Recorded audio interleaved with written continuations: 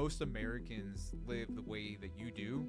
You just never see it represented, and like that's kind of the thing that is underrepresented about us, about Americans in general. Is just like most people are kind, most people love their neighbors, don't really give a crap about what color they are or anything like that. It's just like, if you're a good person to me, I'll be a good person back to you. And of course, like, there's a lot of things about small towns that are great, which is just like the community aspect. That's actually why I moved from Denver, because it was getting so big, and my friends would live 10 miles down the road, and I never saw them because it was an hour drive. And now it's not the case at all, because it is we're not as small as where you live, but I mean, by the standards of most other places, pretty small.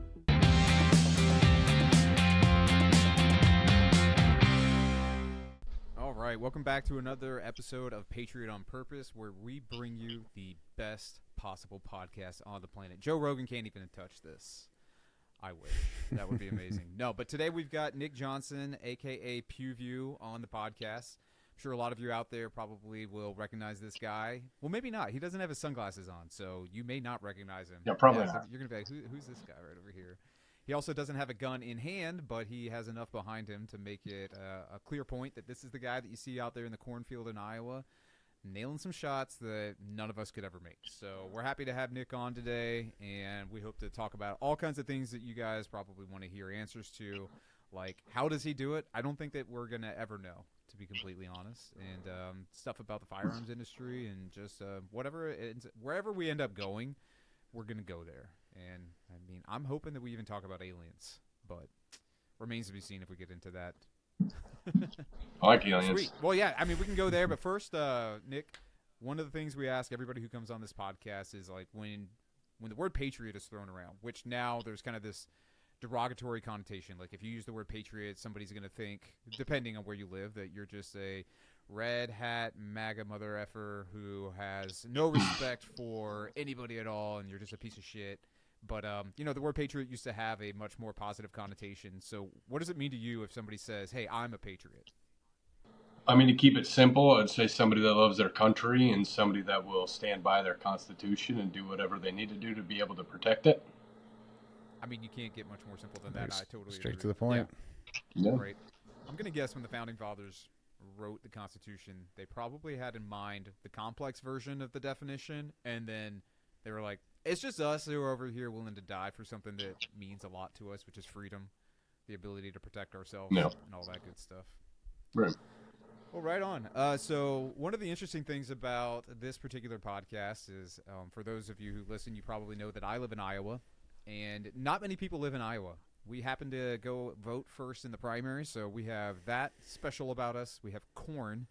And we have Nick Johnson also being a resident. So those are the three. And Caitlin Clark. I forgot all about her. Like, she's a big deal now. So, yeah. We got the fat electrician and honest outlaw. We got junkyard digs. There's some pretty big YouTubers Yeah, and here. we even have, what is it? There you go. Why am I forgetting it? They're in LeClaire. It's the American Pickers. So, that was a big thing 10 years ago. There you go. Yeah. But, yeah, so Nick is, the second person from Iowa to be on the podcast, and I think it's just who's the first? Adam. Oh, okay. Yeah, I'm like, he's the first guest. Definitely. Yeah. And yes, we had Guest. to get on our roofs and string up a satellite and wrap it in aluminum foil so that we could get the internet to work. And it's a terrible state. Yeah, I'm still on dial-up. I don't know how well this is going to work. Right. So yeah, man, tell us a little bit about yourself. Have you grown up in Iowa? Was this where you were born and raised? Yeah, I've been here my entire life. It's wouldn't have it any other way. Doing this, the whole YouTube thing, being able to travel all over the states, this is where it's at, man. I'm glad everybody thinks of Iowa and is like, oh, I don't want to go there. It's cold. Yeah, it's cold. Stay in your state. This is great for me. No, I totally agree. I moved here 5 years ago, and I'd been visiting for a while because my wife's family is from here, and now my in-laws live a few houses down the street. But I remember the first few times I visited, and we were living in Denver at the time, I was like, I mean, it's nice, it's quaint, but I wouldn't want to live there. And now that I've lived here for 5 years, I'm like, I loved living in Denver. I love the mountains and everything, but there is not much more or not much better than just like having a simple way of life, not having to stress about a bunch of things happening in your state that you can't control. Like, this is probably one of the freest states that you could live in, and I'm all about it. All about it. Oh, 100%. My favorite part is the fact that I can go anywhere without like standing in a line That drives me nuts. Like going out to Texas, even to go to a gas station to buy a Red Bull or whatever, you got to stand in a line for 15 minutes. I can go my entire week without seeing another person. It's awesome. Yeah, that would be nice. So what else do you like about Iowa? It sounds like there's quite a bit that you appreciate about it. And with having seen a lot of the other states, what is it that you appreciate the most about it? What keeps you there? Definitely the people. The people are just more down to earth. Everybody's kind of willing to lend out a hand. I mean, the small town community is kind of where it's at. If there's somebody struggling with somebody, everybody comes together to help out that individual. I think it's just a cool place to be, because in a big city, you don't see a lot of that. Yeah. Nice to see that. Yeah, that's true. And like Midwest people are definitely awesome. Yeah. I think that I'm not one of them, but most of them are. Yeah. No, you're pretty awesome with a firearm. I think that's kind of the thing that a lot of people in DC, even in big cities, forget is when you look at the distribution of the population. I think it's more people live in cities than live in suburban, or I guess in rural areas, but it's not by that much. I think it's like 51% of people live in large metro areas, and then 49% of people live in small towns. So it's like most Americans live the way that you do. You just never see it represented, and like that's kind of the thing that is underrepresented about us, about Americans in general, is just like most people are kind. Most people love their neighbors, don't really give a crap about what color they are or anything like that. It's just like, if you're a good person to me, I'll be a good person back to you. And of course, like there's a lot of things about small towns that are great, which is just like the community aspect. That's actually why I moved from Denver, because it was getting so big, and my friends would live 10 miles down the road, and I never saw them because it was an hour drive. And now it's not the case at all, because it is we're not as small as where you live, but I mean, by the standards of most other places, pretty small. Right. So did you Yeah, I have to drive about an hour and a half to get to even like a Walmart or something. I'm in the middle of a cornfield for sure. You go to Cedar Falls for that? Which is great for what I do though. You go to Cedar Falls for Walmart? Sometimes, most of the time I'll head the other direction, Mason City, just because it's a little bit closer, less traffic. I like how you said. And are you in the same part of Iowa that you have you grown up in? And are you currently living in the same spot you grew up in? No, I mean very close. I've never really gone any further than like 15 miles. I've lived quite a few places around Iowa, but I was raised on a farm like 5 miles from here. It's actually the range. You've been there, Adam. What kind of farm? Just like an acreage. We didn't actually farm any ground or anything like that. My dad owns an excavating company, so he owns ground and stuff, but we never did any of that growing up. Okay, got it. That's interesting. Yeah, I think that's one of the things that's a misconception about Iowa in general. Everybody farms. Yeah, well, everybody farms, but there's a lot of soy. Everybody's like, oh, corn, but I'm like, it's a lot of soy too. So we're promoting all the phytoestrogen that is making men turn into women. I'm sorry, we're not actually. Say fueling the soy boys. Yeah, exactly. We are. That's how we win. we turn the blue cities into a bunch of females, and then the Civil War. No. That works. I like it. So, like, when you were growing up, what did you think you were gonna end up doing for a living, knowing that you had like the typical future ahead of you as an Iowan? Did you think you were going to be a farmer, or did you have some other kinds of hopes and dreams to become something different? So, funny story. Obviously, my dad owns an excavation company, so I started working for him at a young age, learning how to do like heavy machinery, stuff like that. He does a lot of field tile. Most people, when I say tile, they assume I mean like for their kitchen or bathroom. It's field drainage, like 4-inch perforated pipe that goes into cornfields for everybody that lives in the city. But ever since I was like 8 or 9, I mean, I'll send you videos if you want to go ahead and post this up there. But I've always been in front of a camera, always been shooting guns. I was about 10 years old telling people how to operate like a Remington 870 12 gauge. Like, always been in front of a camera with guns. I don't know. I didn't ever see it like blowing up like this, but it's always been a hobby to record shooting, hunting, whatever I was doing. How did that start? Like officially, or well, just even at the earliest stages. I mean, like, what was the motivation for, like, you know, I guess was it back at 10 years old? When was it Well, you're probably I'm 46, so when I think about 10 years old, I'm like, man, we had camcorders, Right? and they weren't like they were like I mean, we they were like spent the big camcorders, like over the shoulder. Like, Yeah, yeah, that's what it was recorded on. I have the VHS Oh, tape damn. of me showing how to operate a 12 gauge. Yeah. yeah. So what was the motivation for that? What I mean to because to bust out the camcorder back of the day, I mean there was there was some intent there. Yeah, so that one in particular, I mean, not so much a positive or accepted thing nowadays, but that was for a school project. And Okay. I mean, we're from Iowa, and this was 20 years ago. That was socially acceptable. I mean, Nice. most of us had 12 gauge in our truck in a school Yeah. parking lot. Not so much anymore, but that was a school project, and a lot of us in the same class did operations of a 12 gauge or whatever. But So is it still like Nice. that? Yeah, it was acceptable in the see what I was 92 or 93. We had a school project where we had to reenact the assassination of I think Caesar, Holy crap. and it was modern day, and so we used a 12 gauge shotgun as well. And it was we actually got I think we got an A on that one, which look back now like I don't know if that would be okay these days. could you imagine if somebody would even try to do that in No. 2024? They would lose their mind. That'd be insane. It was would a be different absolutely time. nuts, dude. Well, real quick, let's take a real quick step back because I think a lot of people now know who Nick Johnson is, and if they're not familiar with PewView, like, why don't you give us a rundown quick just on like how many followers you do have, like, and kind of like what the present day looks like. At the moment, I think I have a little bit over 1 million subs on YouTube and like 200,000 on Instagram. I had a pretty big TikTok. That's where I started. That was at 1.2 million. TikTok does not like scary guns, so they got rid of that. But then that's where you cut over to YouTube and started building over there. So initially, it was just all on TikTok, and TikTok was starting to boot some of the videos, so I started posting them over to Instagram, and that was my focus for the better part of a year, and then I made the YouTube channel. Nice, right on. So, gosh, that's a really big following. How long did it take to build up that following on Instagram and YouTube? I mean, not to get hopes up for anybody because it's super rare that it happens the way it happened to me. I got extremely lucky. I happened to know the right people. But the first video I posted got 22 million views, and by the second one, it was sponsored. So I was able to make it into a channel by the second video. Which one was that first one? Wow. Was it with the lever action? No, I think the first one was just me shooting a can out of the air with a gun. I think the second one. So the first 4 videos that I posted over on TikTok were all 4 over 20 million views. So That's insane.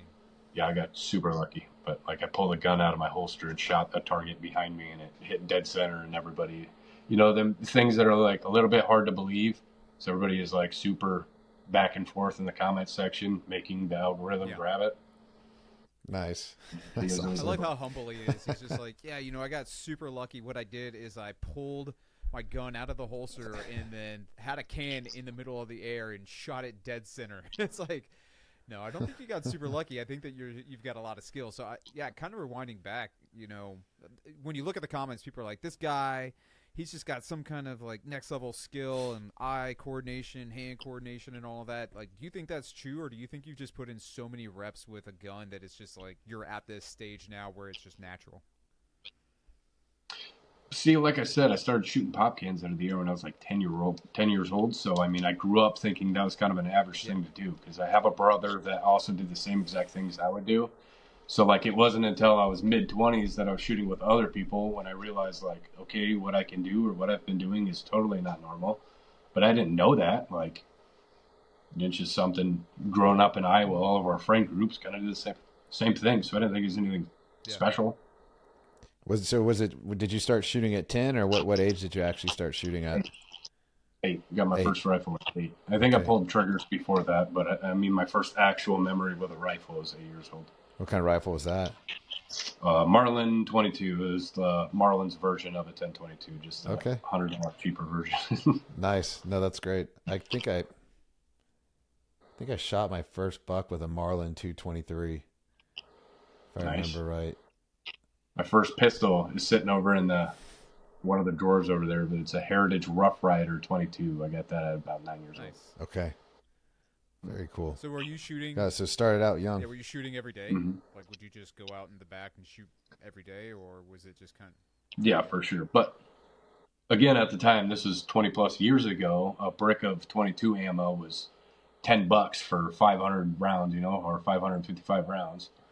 Super cheap. And a brick of 12 gauge was half the price it is now. Like, I remember getting upset when it went over $10 for 100 rounds, but it used to be super cheap. So it's Yeah, a little different it's now. crazy. There's I think it's AmmoSeek.com has this yeah, trend report that'll show you the pricing for ammo. Like, and it does it for like years and months and everything. And if you go back 20 years, all it does is just go up on this exponential curve. So the exact thing you're talking about 20 years ago, things were so freaking cheap. And I think it was probably right before 2012 or so when things really started popping off. I remember, yeah, same thing, getting 22 ammo incredibly cheap. I mean, not $10 cheap, but still $20-$30. And now I don't even know what that would cost, but probably $80 or $90 for 22 ammo. I think it's about 60. Yeah, but yeah, it's just insanely expensive compared to what it was. So I think I remember like, first 9mm pistol. I don't remember what age I was at, but I would always get 1,000 round cases. I mean, I've always had a job, so like I said, I started working at a really young age. But 1,000 rounds of 9mm was $120. Like, that's insane. That's right crazy. now, That's I crazy. find it's like $320. Yeah, back then you could just buy an ammo for around $100 or a case of ammo. That was awesome. yes, people might say I'm stupid, but I get my ammo off of this site called hslammo.com that does reloads, so I can get 1,000 rounds for plus shipping. It's like $250, so not that bad. Yeah, Really? and honestly, I've shot.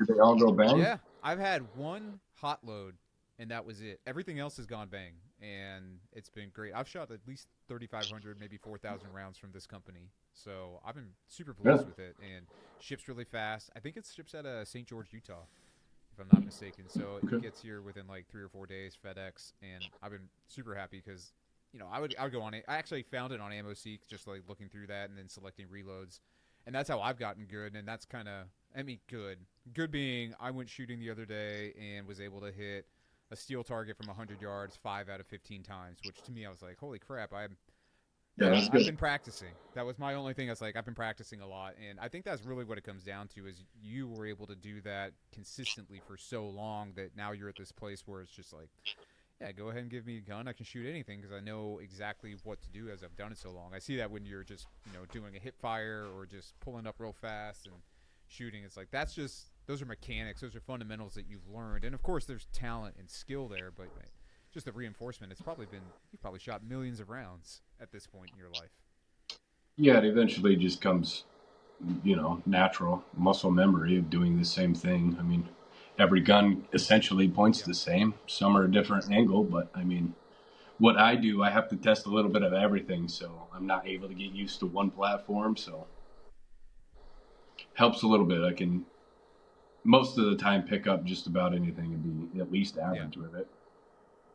So yeah, that's the thing is like I bet people get super butthurt on the internet when you use a gun that they think that you should hate, like whatever it happens to be. I'm just thinking like right now I follow this account on Instagram called Gun Slaps, and the whole month long he's just been shitting on CZs. Just it's been really funny. But it's one of those things where people probably see you shoot like a staccato a bunch or a Glock or something or other, and then you pick up another gun. They're like, oh my gosh, I can't believe he'd do that. Like, why would he use that gun? It's so freaking gay. So I cannot shoot a CZ to save my fucking life at all. Because you're not gay. I can't do it. Just because of just the way I hold my gun, like the way I like my left hand, it's got like the slide release and the safety or the decocker directly into my palm, so I don't like them. I don't like 320s either. Them two guns, like a Shadow 2 from CZ or a 320, can't do it. That's interesting. But you like the 365? Well enough? Yeah, love the 365. Don't you carry it? No, you have a Glock 19, right, Nate? Not a 320? Yeah. Nope, I carry it's a Glock 19. Oh, you carry a Glock? Yeah. Yeah. You can never go wrong with a Glock. It's been good. I played her. I started out with a Ruger, like LC9, like, and wasn't a big fan. It was too snappy. It didn't like the single stack. Then I went to a Springfield 45, like the shorter one. That one was pretty cool, but I don't know. There was again, it was like didn't like the round count. Not that you need that many if you're doing it correctly. But when I tried out the Glocks, I just liked them. It just felt right in the hand. Fair enough. I like Glocks. Have you messed around with the 365 at all? I haven't. What do you I feel like? like that's a happy medium for people trying to find a good carry gun. Like you got a 365 X, XL, and then they got the macro line. Like they really kind of made something for everybody's grip. Interesting. And they're a very shootable gun. And that's the 365 is made by Glock, or the brand is 365. Sig. Sig. Okay, got it. Yeah, I'll have to check that one out. I haven't tried that one. Yeah, I'd say Very that. good. I think I've got like 7 of them. I want to try Nice. the macro. There you go. Just something that's a little bit bigger.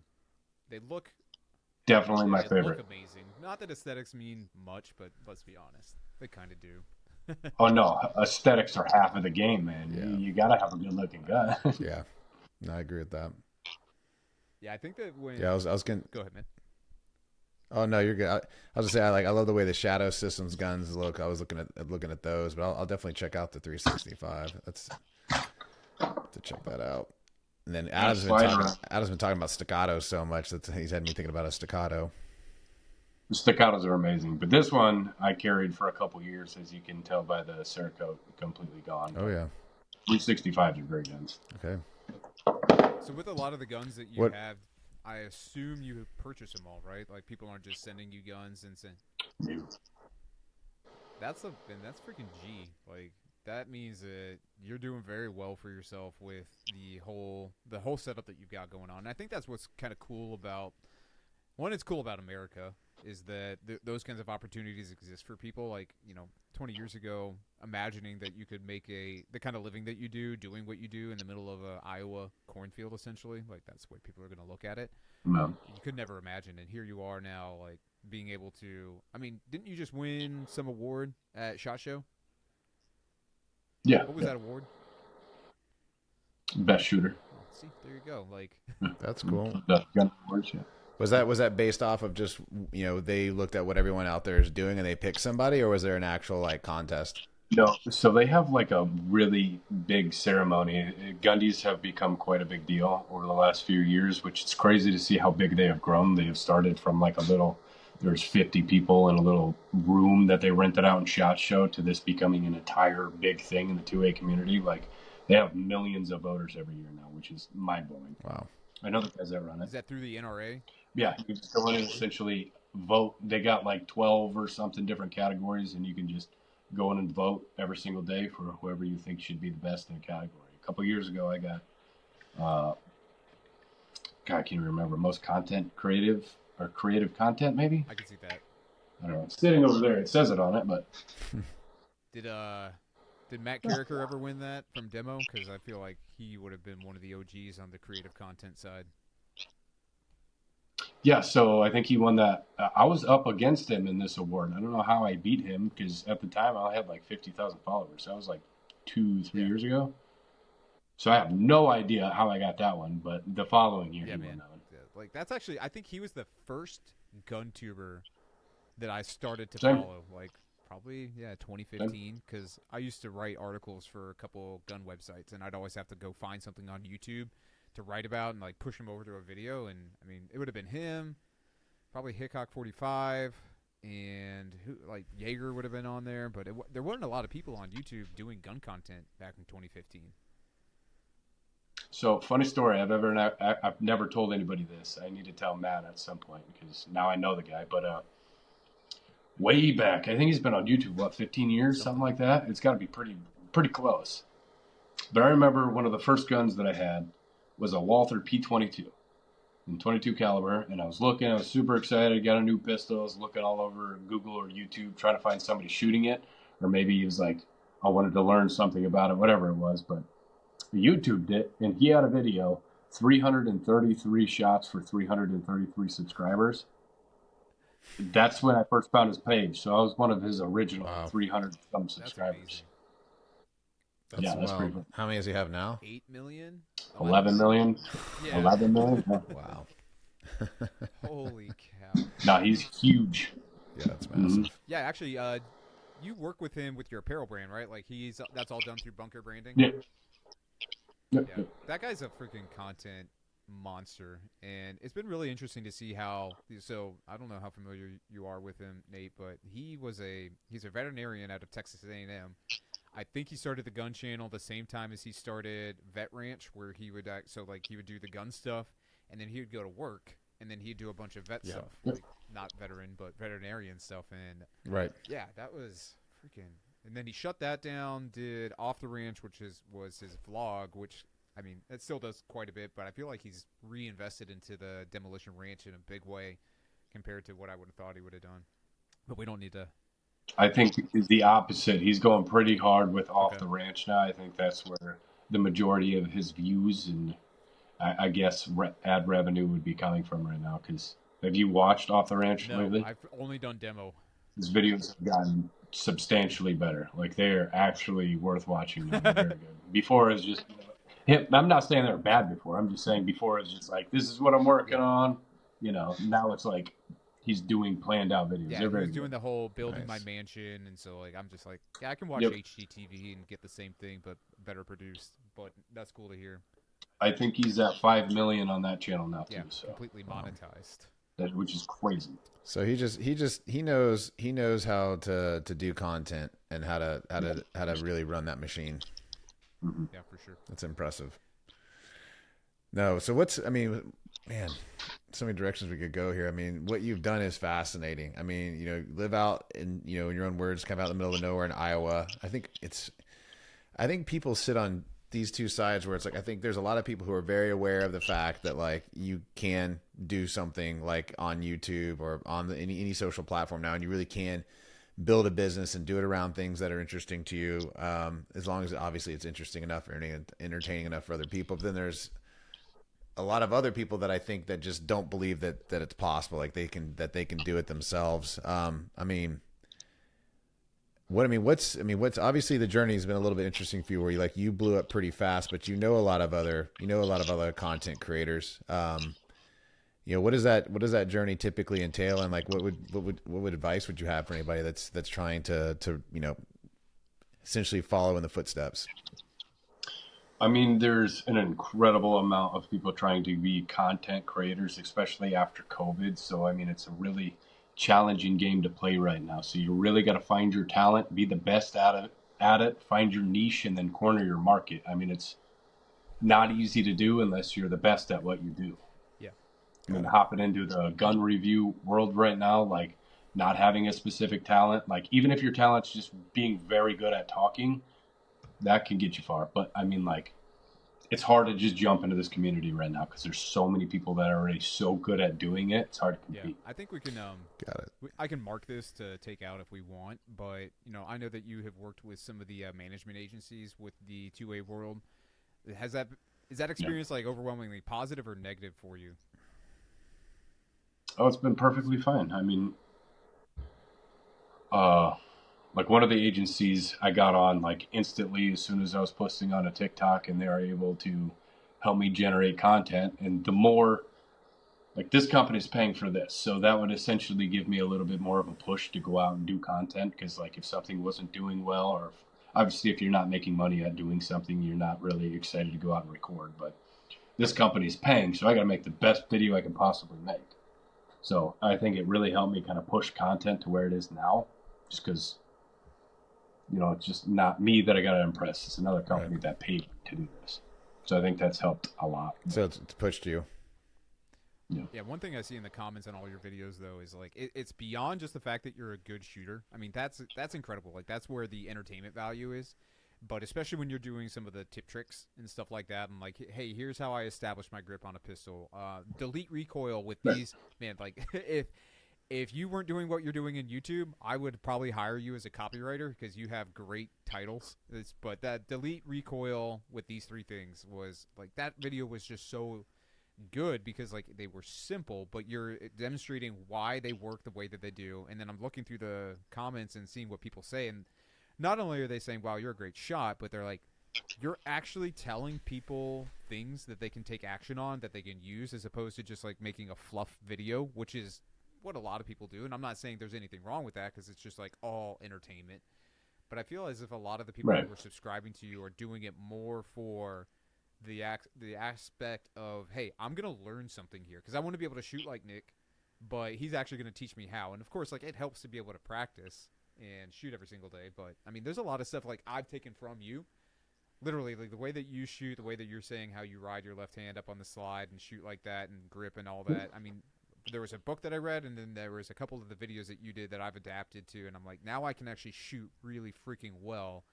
And it's because of those videos mainly in that book. So I think that's another reason, or another thing too, is like, if you're going to be really good at something, helping people is pretty Right. damn useful. Well, it's not only that, like, I can't expect to like push these sponsorships on people without any return. Like, it's because of them that I'm able to be making a living doing this. The least I could do is at least show people how I can do what I can do without them having to go take a $1,500 class. Like, there's only so much I can do in a video, but if it can help anybody watching it become a more efficient shooter, I'm absolutely kind of entitled to do that. And I know that you have, like, one, I'm a reason, like, to even say that, and I'm sure there's tons of other people who are out there better shots because of it. Where do you where do you see yourself going with this? Like, are you going to be doing trick shots forever? Are you going to get into long range shooting? You're going to kind of branch out and do some different things, or do you have a roadmap? As far as content, it's kind of, my content's all over the board. So I don't like stick myself to just reviews or just trick shots or just skits. I kind of do a little bit of everything so nobody really gets bored of the same thing. So as far as the way content is going, I'll keep pushing out the same thing I'm doing now because it's still growing. People are still interested. And then I'm doing like training videos, stuff like that. So there's a little bit for everybody, no matter what you're looking for in the gun community. But I'd also like to branch out, because obviously what I do, I'm able to see like what we're missing in the 2A community. I'm able to develop these relationships with these companies so I can work on like fixing grips, mags, guns. Like, I'm working on guns, I'm working on accessories, trying to put my input, trying to help out the people that are, you know, stuck to the same thing people have been doing since the 80s. You know what I mean? I'm just trying to help innovate a little bit. Get my input, view edition stuff. Are you proactively reaching out to these folks, or are they just seeing your videos and then reaching out to you? A little bit of both. Like, if I see something that has a lot of potential, like a newer startup company that's hungry in the industry but doesn't have the know-how or have any leads on where to go with it, then I like helping out them guys. Like, try working on this grip or this accessory, and then I'll put my name on it if that's what we decide to do. But like, I got a couple guns out. I got like hand stops. I've helped people with triggers. It's just, I'm going to keep going in that direction, trying to innovate some stuff, see if that helps other people. Hey man, is it the Apache that you have with Watchtower? Yeah, Yep. That thing looks freaking sick. Yeah, I like it. I'm sure, like, that looks like not only does it look like a sexy 2011, but I mean, obviously, with you having the input to help design it, I'm sure it shoots like a freaking dream. Yeah. Have you? That was a pretty cool one. Have you done anything with law enforcement or any type of military groups? Not like personally. Obviously, I've trained with like SWAT groups and police officers and stuff like that, just for shits and giggles, but not like. I mean, that's something that the team and I have discussed before, is doing like training, free training for our law enforcement in the local area, because they don't have a lot, like, at all. They don't have the budget to do it. Yeah, they don't get much at all. So I got the place, and I'm able to get like ammo sponsored for them, so they can at least defend themselves or others if needed. Because right now, a lot of them just don't have the experience. Yeah, no, I mean, it's such a hard thing to like believe when you hear it, but it's like you're hearing of it more and more. I mean, I remember when I've mentioned this on a previous podcast, like I've done the sheepdog response training with Tim Kennedy and his group, and I mean that's one of the first things Tim talks about is. He first acknowledged, like, if there are actual law enforcement there, like, in the training, the first thing he does is he acknowledges them for coming and being there because of the fact that, like, they don't get that training. And if they are getting it, they're typically having to pay for it out of their own pocket. I mean, that should be highlighted, because a lot of them kind of just, I mean, not to downplay them at all, but a lot of them just have that ego. Like, I carry a gun, I'm good with it, but most not thinking about how perishable that skill is. And if you were good or efficient at some point in your life 5 years ago, you may not at all know how to shoot right now. You know, it's very perishable It skill. is. Well, there's a difference between So shooting in a it's controlled environment where all the elements are 100%. great versus you're out in August outside with dirt and sand, in your face and sweat in your eyes, and and someone potentially shooting at you. Like that's being able to physiologically control your body's responses in high stress situations. Like that's not real. I mean, there are, I think, some people that are born with some of those abilities better than others, but I think it's a skill that can be trained. Like it's like I go back to my first MMA fight I did when I was 18, 19. I was 19, my first MMA fight. I'd gotten in fights before. But it's very different getting into a ring and squaring up with somebody and there's a big crowd and huge adrenaline dump. And man, I won my first fight, but my second fight, I got my ass just whooped by this dude. Part of it was because I beat myself before I got in the ring. I was so amped up. I couldn't even control myself. So I can't even imagine when you involve guns. Yeah, I mean, so good on them guys for taking it upon themselves to get Absolutely. the proper training. For sure. And good on Tim for giving them the props that, instead of just not acknowledging the fact that they're doing that. Yeah. So. Yeah, 100%. No, that's cool though. That's awesome that you guys are talking about doing like that. It'd be really cool to see that. See you guys contribute to that community that way. That'd be pretty special. Yeah, if I remember correctly, we had talked a couple months ago, and one of the things that you want to do with your current range is expand it into a training facility for that exact purpose. So not that current range. That's I guess that's a little too small. But yeah, we're looking into getting different property and doing something like that, like actual training facilities where we can hire or bring in other efficient shooters to just have that, like a weekly, bi-weekly kind of thing. But for the moment, I think that's something that I could do personally, is be out there and help law enforcement just in the local community here. I think that would be super helpful. It's just one of those things, and I'm not going to go on a rant here, but if you look at just taxes that you pay to the state, not even counting the federal government, but to the state, to your local city and everything like that, and realizing how much of it goes to bullcrap and how much of it doesn't go to essentially in a city government, municipal government, you've got the firefighting, you've got emergency medical, and then you've got your police department, and they're very bare bones. And it's so discouraging when you realize that the people who most people turn to trust, if something bad happens, aren't all that skilled to help navigate a situation like that. I mean, it's a wonder that anytime there is an active shooting with a police officer engaged, that they're even able to do anything. Mad credit to the people who are, just because of the lack of training. Agreed. Yeah. Agreed. I see. Do you watch Donut Operator at all? Don't you see all too often that poor training kicks in, people that, panic sets in, they're just not mentally ready for it. They're not physically ready for it. And that's not fun to see ever. So if I can even put a small dent in helping that not happen, that'd make me pretty happy. It's like the video from a couple months ago where the squirrel dropped an acorn on the cop's car and he just unloaded on his own car. He's like, it's just ridiculous. I mean, that's also unfortunate, but yeah. Well, that squirrel deserved it. That was crazy.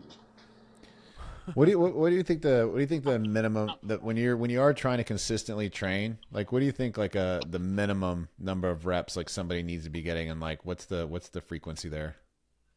So common misconception is everybody thinks they need to go out and live fire 24/7 to be an efficient shooter. Dry fire holds so much value in your ability to shoot or defend yourself. As long as you're constantly dry firing, even if it's every day, every other day, that'll help you so much when you actually get to the range. If your budget is a little too small to afford the ammo to go out once a week, just dry fire.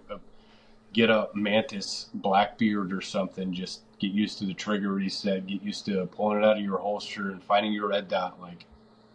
Like I said, it's all muscle memory. So the more you do it, the more it becomes second nature. So people just tend to not want to touch any of their gear until they get out to the range, which for most, you're only shooting 100 rounds. It's not going to get you a whole lot of practice, and it's not going to really get down that muscle memory. So As much as you can dry fire at home, do that. That's crazy. We've been running we've been running this laser strike system online, and I've been reading some of the comments, and it's been interesting seeing all the people talking trash about dry fire and using the laser systems. And so you're actually, it's the opposite. Like, you really should be utilizing those tools. Yep. You know, it's interesting. I mean, it seems like it would even be like, it would be in your interest to get to much bang. If you're actually going to be on the range with live fire, like, to get as much bang for your buck, like do all the additional work ahead of time to actually make the most use of the range. Yeah. That makes sense. Yeah. I think one of those. No, I shoot 10,000 rounds a week, and I still dry fire every single day. I'm sitting here and dry fire. Have you heard of Ace VR? I have not. Mm-hmm. My God, it's one of the coolest things to ever come out in the shooting community. Oh, is so it like cool. virtual reality? What'd you call it? Is that it? Yeah, so MetaQuest 3, and then you go to Ace and purchase this little, like, I play with it every day. It'll be like a 3D printed grip that goes inside, and then you just run like competition courses, and then you can run against each other. Like, that has helped my wow, this slipped my mind. Transitioning through targets, because I've been using that MetaQuest so much that it's like cut times in half. It is incredibly useful. And what did you call it again? Ace VR. Ace VR. Shooting reality. Okay. Reality shooting. Okay. Well, they obviously got like games and stuff you can play on that too, but yeah, I think Very cool. I think that kind of dry fire. I've definitely incorporated that into all of my training too. Like, Nate can attest. Like, I'll just sit on calls. No, dude, we'll be on calls, and homie's over there dry firing while we're talking. Yeah. Like, it's awesome. Hours on end. And the other thing too is just like, drawing from your holster at home. Like, there's so many things that you can do to be able to train for the. I mean, the coolest part is, like, chances are you'll never need to do it, but like, now you have that muscle memory available because you've done it over and over and over. And I think that's actually a point that I wanted to make about. Yeah, we do need cops to be trained better for shooting, just in general. Like, why wouldn't we want the people who are actively tasked with defending our communities to be able to shoot better? But chances are they're not going to be there when you need them. So ultimately, it's on the individual to be training as much as freaking possible too, so that if something happens, like, they are their first line of defense. And I think people forget that. Like, maybe not shooters, but definitely the vast majority of Americans are just kind of like, I don't have to worry about anything because, like, the cops are here, the government's got my back. And I mean, even a lot of gun owners that buy their first pistol, they'll throw it in the center console of their truck, or just have it close and be like, yeah, that's good enough. But it's not going to be good enough. God forbid if you ever need it. It's not going to do you any good in your truck. So get a good holster and practice with it as much dry fire as possible. And I mean, typically, as long as you're hitting the range at least once a month, you're probably going to, like I said, it's very perishable, but at least once a month, a couple hundred rounds, you're going to have that muscle memory stored for if you do ever need it, This is kind of random, but do you ever shoot without ear pro so that you can get used to the sensation of having your skull racked if you had to shoot in a defensive situation? Yes, because I hunt, but no, I wouldn't just do that to go out and practice, because in a situation, I mean, Nate can probably contest to this. When you are put in a high-stress situation, your adrenaline goes, you don't hear that gunshot. You don't feel that punch. Your adrenaline's pumping. No, now, if you go to the range and take off your ears, you're going to feel that. You don't have adrenaline. I wouldn't do that. Yeah, no, it's not fun. I live on 10 acres, so I can shoot quite a bit. I don't shoot my high-caliber rifles on my property just because while I could legally, I don't feel comfortable doing it without having the right setup. I do feel comfortable with the stuff that I do. I've got a 300 blackout subsonic that I'll shoot on the property, and then I'll shoot my 9 because I've got, the back stuff I have. I'm comfortable with doing that. But oh man, where was I going with that? Ears. Oh yeah. I was out there one day, and I was walking between my house and my office. And I walked by one of the areas where I would shoot sometimes, and I just pulled it out to pop a couple rounds. And dude, I ended up with a ruptured eardrum. Really? Yeah, it's not fun. Yeah, no, it was like it ended up. For some reason, adrenaline will protect that. Like, even inside of a car, like, you're not going to feel that. Yeah. Which is great. crazy. It's crazy what the human body can do, but without that adrenaline, Yeah. without that protection, no, that's gonna suck. Yeah, it was definitely one of those learning moments for sure. I was like, So do you okay, double ear pro now? what's that? Do you do double ear pro now when you shoot? Pretty much, yes. Yeah. Yeah, I do. Especially, Honest outlaw buddy of mine ruptured his eardrum. Some dick at a gun event came up with a short barrel 50 BMG with a big old break right beside his head and pulled the trigger. oh, what an This ass! close to his face, yeah, blew out his eardrum. Wow, did they whoop that dude's ass? I would have freaked out. I think like in the moment it wasn't as big of a deal because everything's going off, like everybody's shooting on the Yeah. line. Until later, he's like, "Wow, that really fucked me up." And But he had ear pro Yeah, on that's- when that happened. I Yeah. mean, I can Yep. see it. I've shot the Barrett M82A1, and I've been next to it. yeah, imagine a 10-inch barrel. That's insane. Yeah. Yeah. The percussion or Yeah, I don't even know why that's made. Who makes that? Why would they make That's insane. somebody who likes pain. Yeah. Yeah. When Yeah, you that's not stand cool. next to just the full size gun and you're there in the concussion zone, like it feels like being punched in the face. It's an incredible sensation. I enjoyed it. Maybe just because I'm weird, but at the same time, like, yeah, I can understand. Like, if that was just next to your head, hell, man. Yeah. Shooting, it's one thing. Like you kind of check your nose to see if it's Yeah. bleeding a little bit, but shooting it as the shooter, it's not as loud or as concussive. Somebody shooting it next to you, like, Yeah.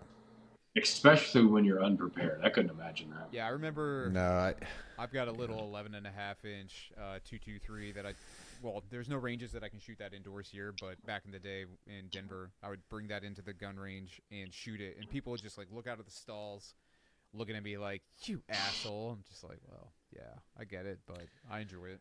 dude.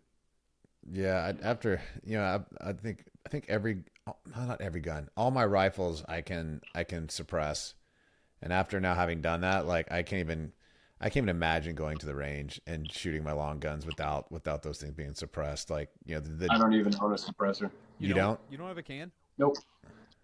My lead levels are so damn high. I got rid of. Oh, because of the gas back in your face. Oh, got it. I don't shoot suppressed anymore. That I have to shoot way too much to throw a can on that. I'd be in a hospital. Oh my gosh, how did you even figure that out? Did you start feeling sick? Yeah, like even right now, like my energy level is just always constantly super low. Like it just borderline feels Dude, like we need to- low I testosterone, but my lead Zeolites. levels. We need it. Spike. We've got somebody we need to introduce you to, bro. That I think could probably help with that. Like 100%. Oh, yeah? Yeah. Yeah, heavy metal detox, and I don't know how much you know about that, but like there's two ways to detox from heavy metals.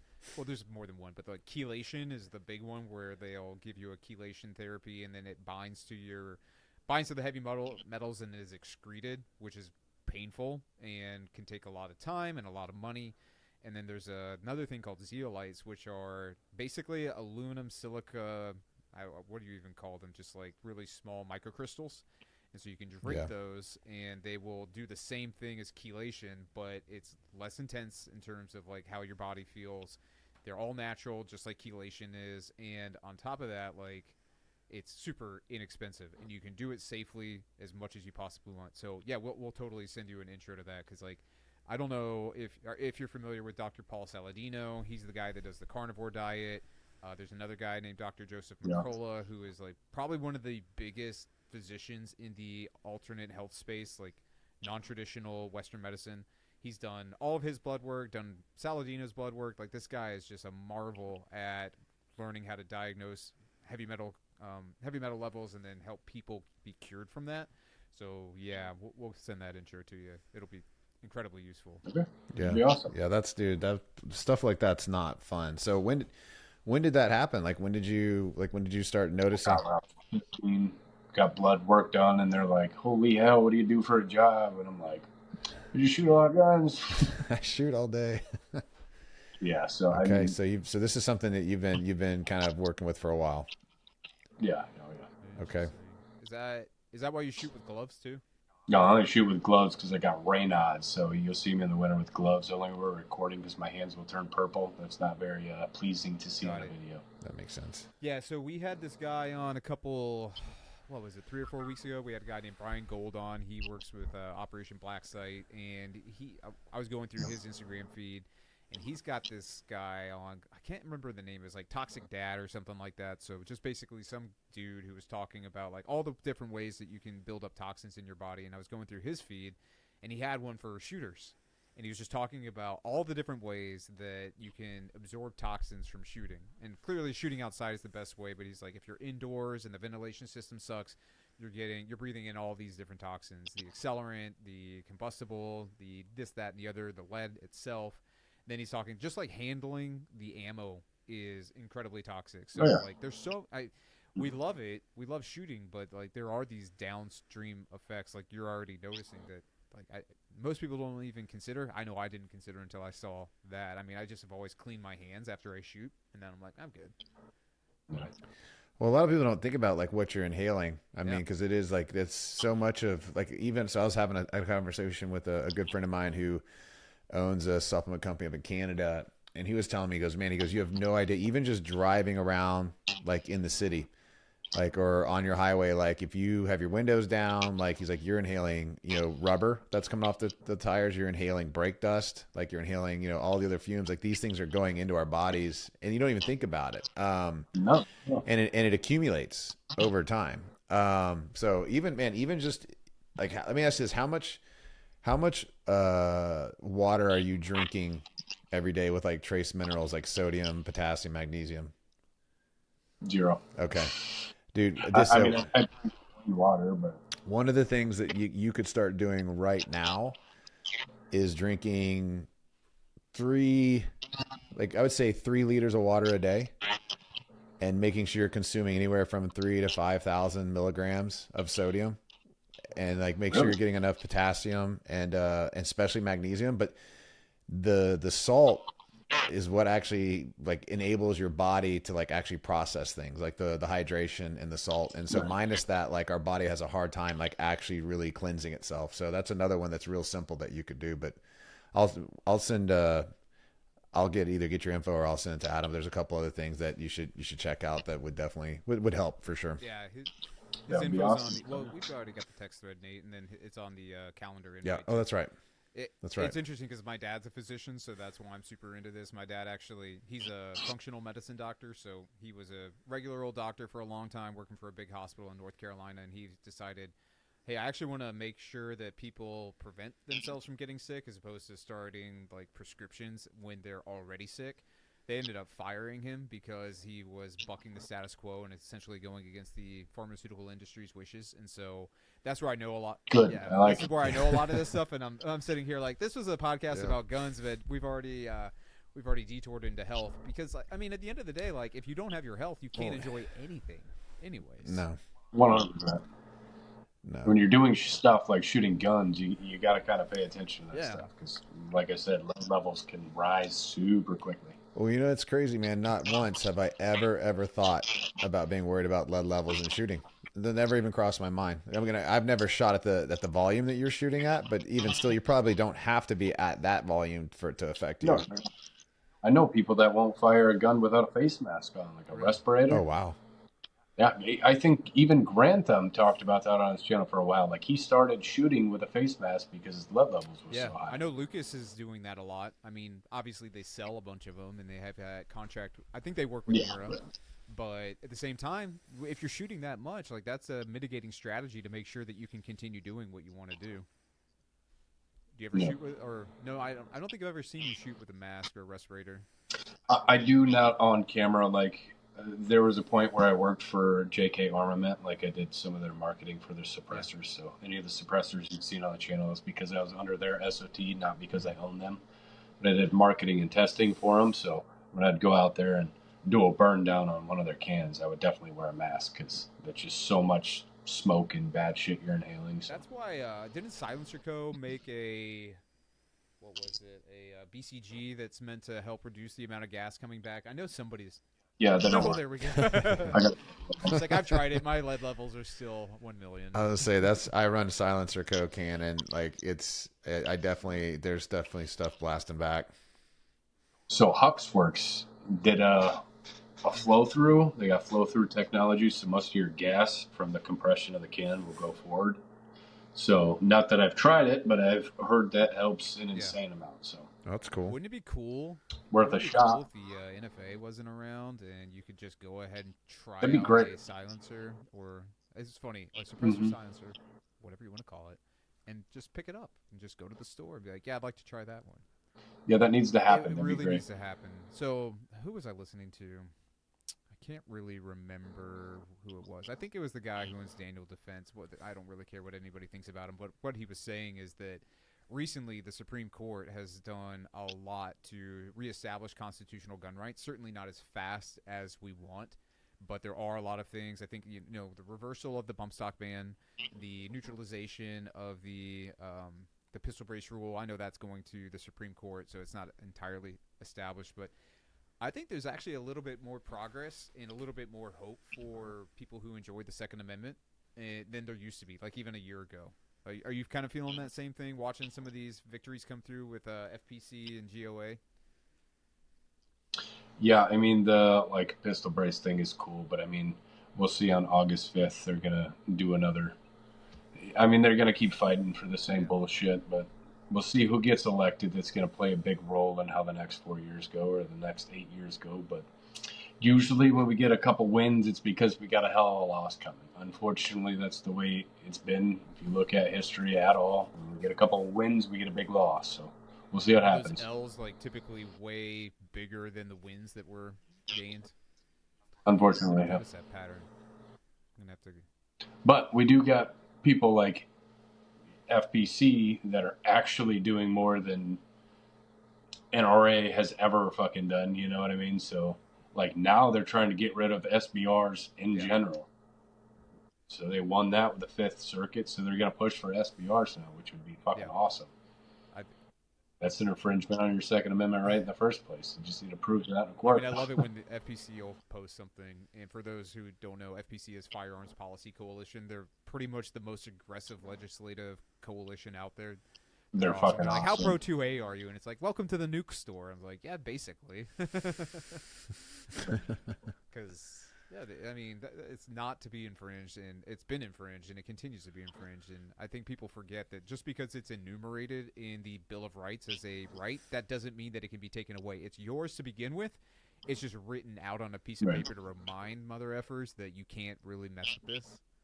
It's and then they do. and then they do, and no, we had a guy on yesterday for the podcast. He used to be a public defender for what was the state? Georgia? I can't even remember where. I think it was Georgia. Yeah. Yeah, but the point being, like, he had a lot of experience in the court systems, and he was kind of sounding off on the trial with Trump just this past month, and just talking about the future. And oddly enough, he is very hopeful for the United States, which I think a lot of people end up kind of despairing around what's going to happen with the U.S., especially just watching what's happening, kangaroo courts and this, that, and the other. But I, too, am a little bit more hopeful than I used to be. Even when I watch something as stupid as, like, YouTube's new guidelines saying, hey, you can't show the assembly of a firearm, even though it's a constitutionally protected right, and this, that, and the other. I'm like, yeah, I feel like the tide is shifting. People are, I hate to use the word waking up, but they're like, no, this is bullshit, categorically. Then we need to be able to do something about it. Agreed. Yeah. Yeah, I hope people start taking notes from Elon and the success they've had with X. Hope they start being a little more free when it comes to Meta and YouTube, Google. Hopefully we'll see a pattern there, because right now, like, I'm in a constant battle with YouTube trying to get monetized. I have one video out of 400 and some that are monetized on video or on YouTube. Oh wow, they're monetized. That's insane. Don't give me an excuse. They're just like, yep, no, you can't have that. How often do they disapprove videos and pull them down? Everyone. So you go to, I gotta fight. I gotta fight to post. Upload, automatic disapproval, fight to appeal, and then it gets approved. No, well then it gets yellowed and then it can stay up. But most of the time it'll just say checks pending until I go through and battle somebody for it. But Yeah, and that's every video. Every log form, yes. Okay. Every short, they don't care. It's demonetized, post it. that's really weird. Long form, it's battle though. Wow. I mean, obviously, we have experienced something really similar with both of the companies. It's just the craziest thing is, like, when you look at their advertising terms of service, it says you can't do this, this, and this, and this. And we're like, we're not doing this and this and this. Upload the ad. Exactly. And the worst thing about both of those companies is the fact that even though they make trillions of dollars every year, they have no customer service. So it's not like you can call anybody No. up and be like, "Hey, what's the deal with this?" They're just like, "Meh, we're just gonna give you a bot." Yeah, email back and forth with this AI. Yeah. Dumb chatbot. I mean, it is what it is. Like, it's awesome that even though that is the case, like both you and us are able to generate an income through it. So I'm still thankful for the fact that it's there. I think that it's one of those things. Yeah, 100%. What was the thing I saw recently? Grey Hive. Is that it? Have you seen that? It's on. I don't know what they're trying to do. It's like I'm trying to remember a couple years ago when YouTube first started doing some of their firearms disapprovals. There was another company that started like a different channel for gun tubers, if you will, and it looks like this one's also trying to do the same kind of thing where they're taking influencers or gun tubers who are making videos that they can't get uploaded on YouTube and creating an alternate or parallel. Talking about pepper bots? It's probably very similar. I think it's called Grey Hive. I think I've only recently seen it over the past 2 weeks or so, but they've been getting a lot of. There's been so many attempts to do different platforms. Have you ever heard of Clapper? It's kind of like the American version of TikTok, which I've posted a bunch of stuff over there. They've never removed anything, but I mean, it's just not such a great app. There's a lot of work to be done there, but great concept. I mean, that's how Rumble is, right? Rumble was going to be the new YouTube, and it's so far behind what YouTube is that it doesn't offer you a lot of hope that it's going to improve anything. They should be able to get it to a place where it would rival YouTube, but then again, like, they get all the money, so Google is just dominating. Agreed. Nate, you look pensive. What are you thinking? I'm just, I mean, well, at that moment I was just wondering if Nick does anything over on Rumble, but it's, I think, man, it's just a crazy world we live in right now. I mean, it's amazing the level of opportunity there is, and at the same time, within that opportunity, there is a whole lot of restriction. It's just interesting watching how those things seem to come together these days. So it's like you can have the benefits, but it's like you have to play by the rules to a certain extent. Which is just interesting to watch. It's watching the constraints being placed. How we experience it, and the thing that I always I go back to another podcast we had with Suresh, where it's like the thing that every time I think about this, I'm like, I could get mad about it and get pissed, or it's like at the end of the day we just got to figure out how to be better than everybody else and figure out how to play by the rules, and things work out. Yeah, for sure. I mean, like with YouTube, at the end of the day, it is their platform, it is their rules, so I try to abide by them. It's just that they change everything, like their guidelines, so often it's hard to know when I'm messing up. Like, was that last year, a year and a half ago, they all of a sudden made it a thing where you could not insert a magazine or put on a suppressor, or the video was demonetized, and you get a channel strike, because then it's manufacturing a firearm. Like, that's crazy. Is that still true? Yeah, that's with the magazine. You can't. They like to throw wrenches in, but can you put a mag in now, or did that's still up? I mean, I do. We do. People do. People tend to stay away from the suppressor thing, though, because then technically they want to say it's manufacturing a firearm or showing how to install stuff. It's just dumb. Incredibly dumb. It's like, screwing something on top. Whatever. I think the inconsistency, like you mentioned, is one of the more frustrating parts.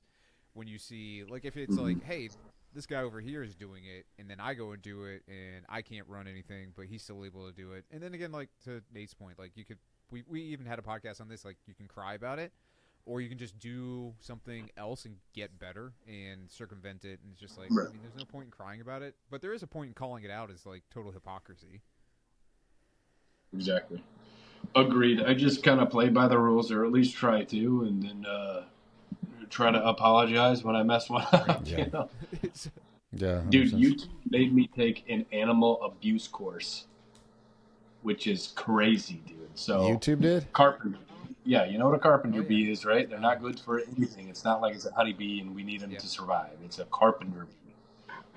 So the range I was shooting at in Dallas, Texas, had a infestation of carpenter bees. It was tearing up all their wood for their overhead stuff, and they were just constantly trying to get rid of them.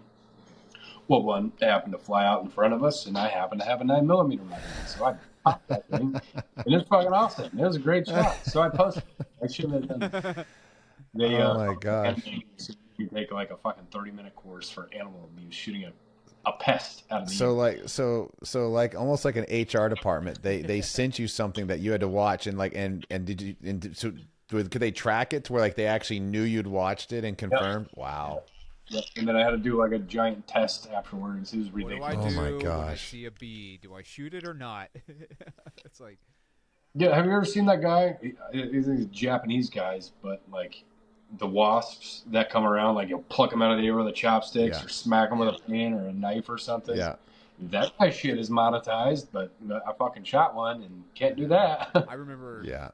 Yeah, that was pretty 22 crazy. Pointer had a video of that a couple years ago where he was on his porch just shooting carpenter bees. I bet he had to watch the same course after that. One of my neighbors has a huge like man-made like pond in his backyard, but it's clear, like it's it's concrete. He just dug a huge hole, it's real deep. It's actually now a fishing pond, but back in the day it was an actual pool. We'd all go swim, but the wasps would always be coming down into it, and we would just sit up on his deck with the Red Ryder BB guns and just sit there and pop wasps for hours. It was highly entertaining. Unfortunately, did not have to take any animal sensitivity courses after that. Good thing you didn't record. I know, right? Man. Yeah, that's a little ridiculous. So, like the amount of stuff you see on YouTube, that's what gets me at Channel Strike. Well, what's wild is like all the things out there that like are essentially filtering into child pornography or actually are child pornography. And like, that's not, there isn't anything massively being done to rein that in, but Nick, how dare you shoot a carpenter bee? Good Lord. And to touch more on that subject, I got a ban. When I started battling the whole monetization thing, it's because I said the word pedophile, and that is not okay on YouTube. You say pedophile on YouTube? Yeah, mark this. This shot me down. Just in case our editor or whatever is going to need to go back through and like beep beep beep beep that out. Go up on YouTube. Yep. Yeah, so I'm like, yeah. Yeah, I mean, the P word. That's what's crazy. So we're actually going to get the executive producer of why am I blanking out on the name? You can help me, Nate. Freaking Operation. No. Why am I blanking on it? Paul. And we're both Jim Caviezel in the movie playing freaking our Operation. Ballard, Tim Ballard. Yeah, and then what's the name of the movie? Why am I? Sound of Freedom. There we go. Sound of Freedom. Yeah, we're gonna get the executive producer of Sound of Freedom on in a few weeks to talk about that. So I know that we're gonna have lots of censoring around that word, but it's just one of those things where you're talking about, hey, I have to take an animal abuse course for shooting a bee, but then you literally have channels dedicated to these kinds of terrible things that are like literally destroying the fabric of society, and it makes no sense. Channel about the promotion of the restoration of the fabric of society, like with a Second Amendment channel, it's like we all love guns for one reason. They give us the power over evil people to stop them from doing bad things. And then you have other channels that are just like people advocating bad things all day long. And it's not only that it gets to live there, it gets celebrated and promoted. Yeah, it's also the community, though. Like my community, like if somebody happened to see that video that's like, oh my God, how dare you do that to a honeybee? Like not knowing what the fuck it was, you know what I mean? And they start reporting the shit. But communities like that watch that kind of horrible shit are celebrating it. They never report it. They like that stuff, so it doesn't ever go on anybody's radar. Yeah. So a lot of weirdos out there, unfortunately. That's why it's so good to have the Second Amendment. Yeah, you got to defend your own. Amen to that, man. So, so obviously, guns and gun education and training is a big passion of yours, and you're. Sounds like you're very much into the innovation, so you're very involved there. Like, what else are you passionate about? That's maybe not necessarily as directly related to that part of the world you're so involved in. So, I mean, as far as hobbies go, it's always been guns. Even when I was a kid, like I didn't want toy cars or whatever the hell. I just wanted guns and airsoft guns, BB guns. That's always been my passion. But Now, I have 3 kids, so if I'm not shooting, I'm doing something to play with the kids, take the kids somewhere. That's 90% of my life, and the other 10 is guns. That makes sense. Yeah. That makes a whole lot of sense. And the 10% to protect the 90%. Exactly. Yep.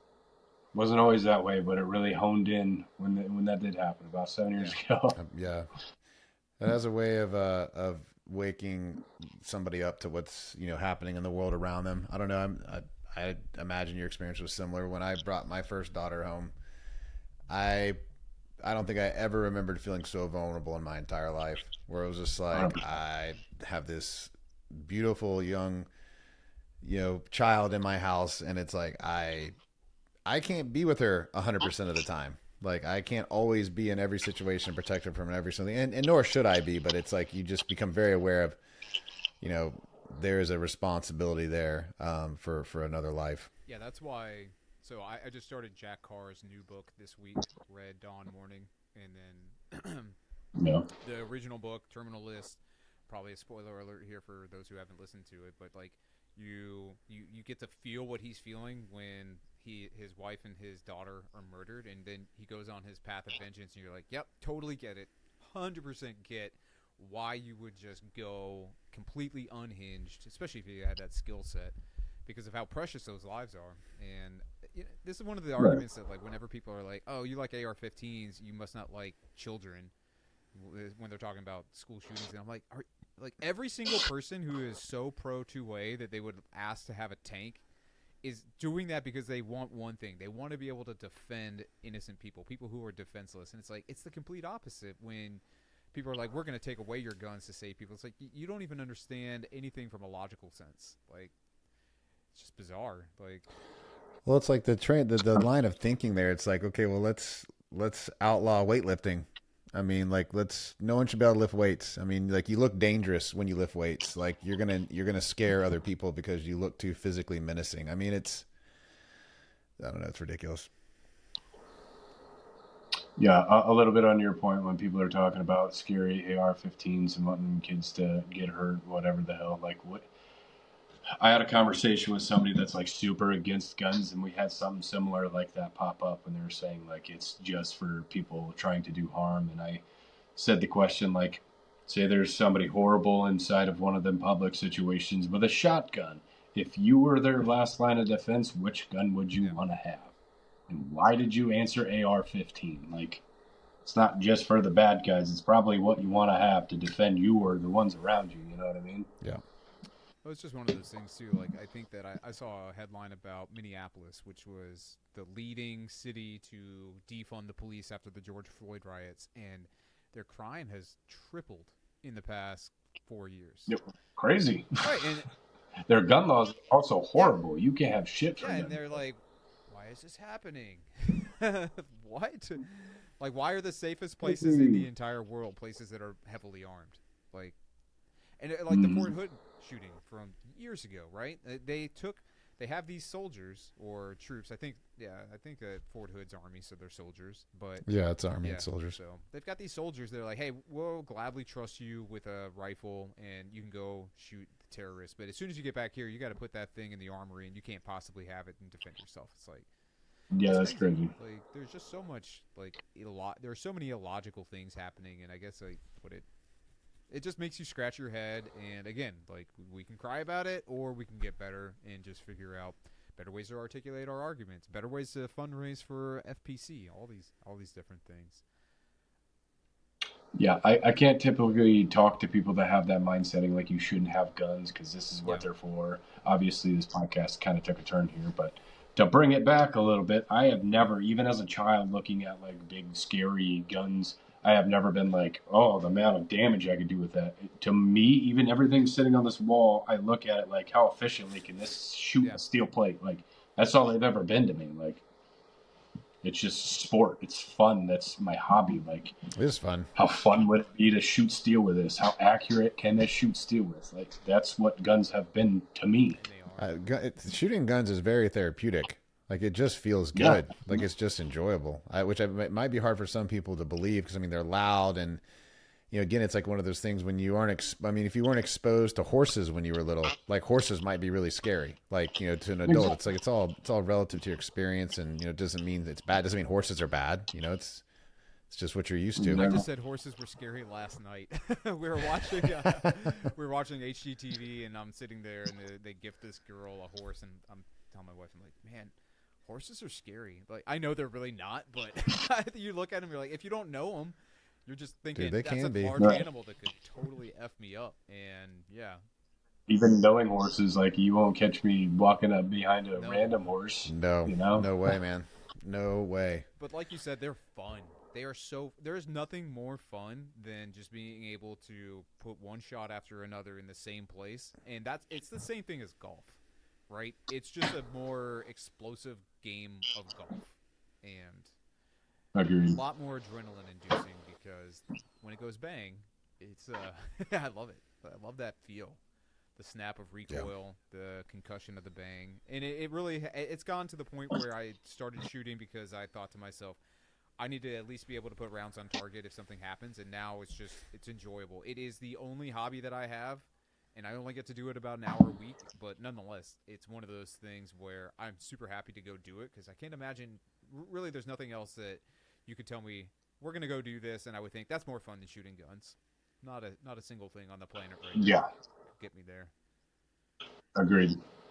So I kind of keep to myself in my little bubble, because what I can do over here is probably 10 times more fun than whatever you're talking about. To me, my 12.5 yard range, indoor range, where I can't shoot. Yeah, I mean, even that's probably pretty fun. Tons of fun.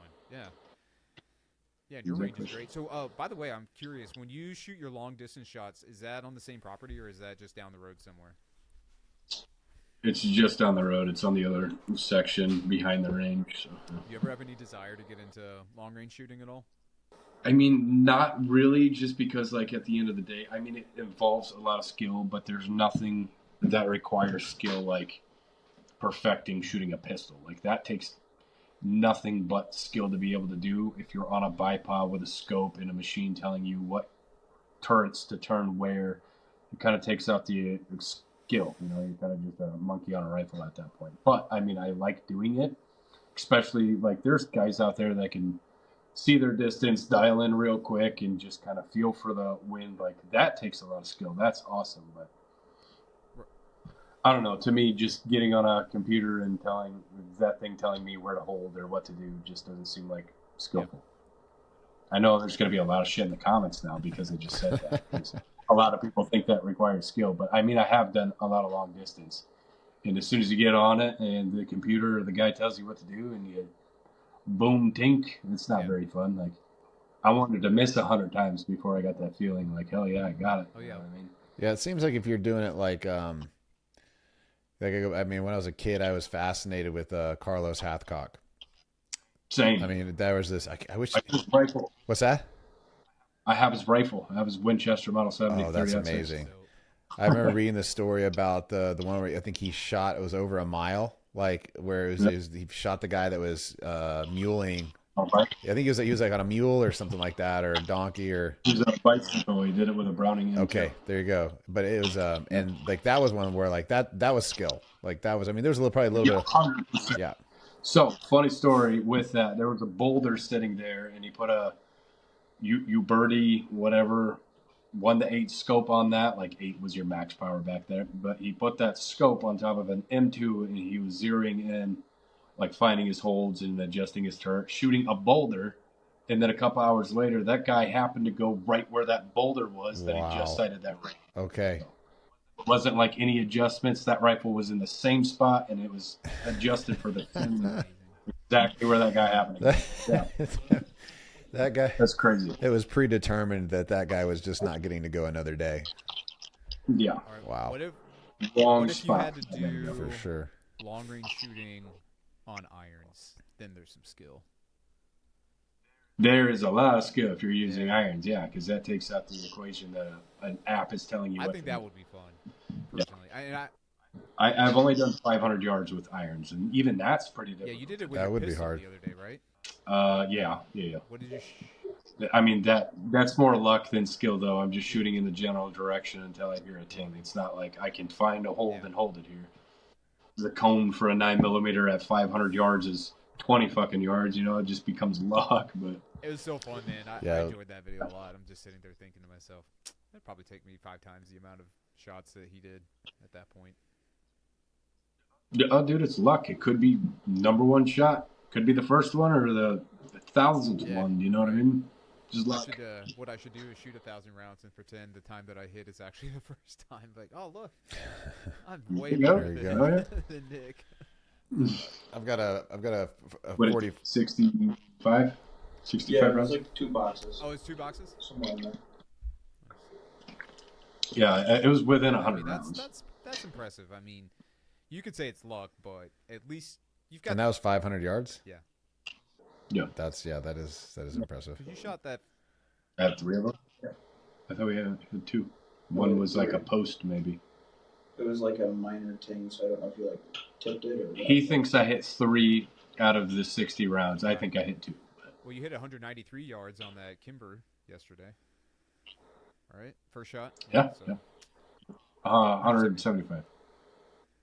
I shoot there all the time, though. I go to 170 yards with every pistol. I feel validated in having a Kimber now that you shot it well. It's like, yeah, people can call me an old bear. It was a decent gun. It was a little bit snappy for me, but it was a decent gun. I'm really interested in getting a bull armory, honestly. At this point, I think Dude, I love between bulls. that and a Love 'em. Staccato, I'm leaning more towards the bull.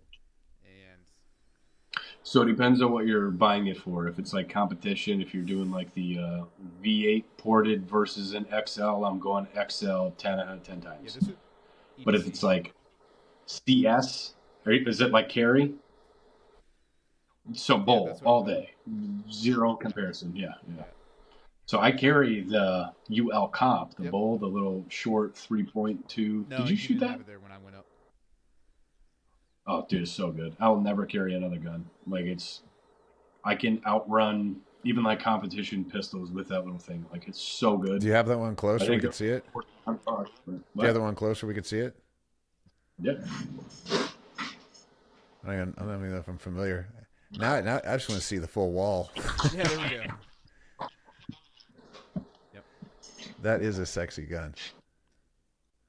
It's got a lot of rounds to it, and this thing has been like so incredibly reliable. It's nuts. Like the trigger feels nuts. Like I would put this up there with, you know, an XC or a $5,000 2011 of any kind. Like that thing runs. Okay. Oh, but yeah, well, it's not changing the subject. In the new Red Dawn morning, it's Jonathan Hastings is showing Reese his brand new Cabot 2011. I think they call it the Insurrection or something like that. And I haven't yet looked at it, but I'm just curious at the price. I'm guessing it's going to be like 11 or 12 grand, something ridiculous. Yeah, Cabot made. that's what they say in the book. So I don't know if it's even out yet, but Interesting. I think they have $1 million 1911 made out of meteorite. If I'm not, yeah. Yes, they do. That's a gun to get, but not to shoot. Yeah, not for me, but Yeah, for somebody else. Like I want to see it, I want to play with it, Yeah, freaking. but I don't want to own it. Meteorite. Yeah, but the bull, I'm really interested. I should probably just pull the trigger and go ahead and buy it. So, sorry to inform you, but they no longer make this one, which sucks. But they do make, it's not comped anymore. It's essentially the same pistol except ported, which is still good, but I like comped guns more than I like ported guns. They're a lot less I don't think messy. I would notice the difference, to be completely honest. So I think No, when you're shooting them, they feel pretty this is comparable. exciting because I saw that recently Staccatos have failed a couple drop tests. Not that I've ever thought about dropping a gun because, I mean, I don't do anything where I would, but I was like, okay, that's just another good reason not to have a Staccato if they can't pass a drop test. If you're spending $3 grand on a gun, you should at least pass a drop test. Agreed. Yeah. But yeah, the bulls are sweet. And have you shot a platypus yet? You do? Yeah, I got one. That's my bedside gun. Those It's upstairs. Fucking fantastic. Those look really freaking sweet. So those are the 2011s that accept Glock mags, Nate. Yep. I feel like if it's going to be called the platypus, it better be badass. Yeah, I mean, Yeah, platypus is the most interesting animal It ever. is. It really is. It's a very interesting gun. My only complaint when it comes to its 2011 is how fat the grip is. Like just how wide everything is. With the Platypus, it's just a little bit smaller. You can get a better grip on it, and it takes a Glock mag. And then things run like a motherfucker too, and they're pretty cheap. Okay. $1,200 you can grab one, which is 1200 crazy. starting. I think that's not bad. great. And you can customize it. You can make it whatever, well, not whatever color, but tons of different colors. So I think that if you're the kind of person who wants a unique gun, I just like them black, but that's cool. You can essentially go in there and design everything, like your slide serrations, your cut, threaded barrel, your trigger face, your trigger pull. It's pretty crazy. That is a freaking dope company. Dude, I just love listening to you talk about guns, Nick.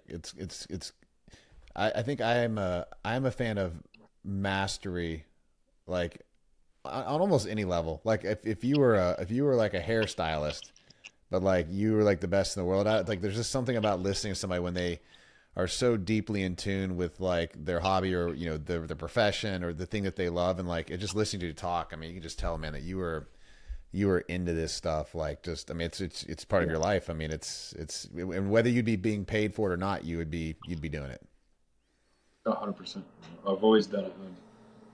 I love how them. you say that, Nate, and I'm like, he lives and breathes it, and then I'm thinking, and he breathed in all this lead. Yeah, literally. Unfortunately. He's like, it's inside me, 100%. It is like, I think it's what inspires a lot of people to seek you out and why you've grown so fast. Because I know for sure I saw you well before I knew who you were in terms of like, having been introduced to you professionally. And it was just one of those things. It had to have been a lever action video. It had to have been something just, I knew that you were in the Midwest. So that kind of sparked some interest because I could tell that by the silo and the flatness, I was like, he's somewhere in the Midwest. But just the amount of skill that you have, it's just a really cool thing to be able to witness. I think we were just talking about, just mastery is exciting. And when someone's the best at what they do, it's, you can just tell just when you talk to somebody. Yeah. So it's been a really great conversation. Nick, appreciate you joining us today. Yeah, absolutely. Yeah, it's been so much fun to watch your channel explode, and it's beyond just the professional connection. I would be watching your channel even if I had nothing to do with what we're doing in the industry. I freaking love your content, and I hope you become like one of the top 5. The only reason I say that I don't think I should say I hope you become the top 1, but getting over Grand Thumb and Demo Ranch is going to take some work. So we'll have to pull out some stops there to figure out how you can beat those dudes. There's a lot of good YouTubers in this space. So it'll be hard to grow, but we're getting there. I think you're going to grow like crazy. It's just like you might have to go down to Texas and put a pillow over Matt's face and end him so that he can't make any more content because that guy's an animal. Yes, he is. Well, cool, man. We're going to put all of your contact information in the show notes, but if anybody is going to go find you and follow you, where's the best place for them to do that? Pew View on YouTube. There we go. Yep. And I know we love YouTube. They are helping us make a lot of money, and they are helping, most importantly, get a lot of Vanish holsters into the hands of Americans, over 145,000 so far to date, so we hope that number keeps growing.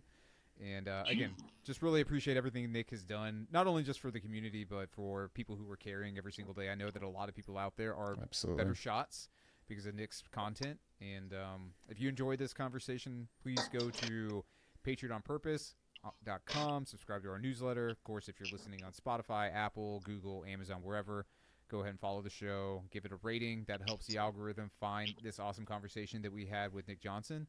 And until then, we need a sign off, but I'm just going to say stay free. I like that one. There you go. That's pretty good. Thank you.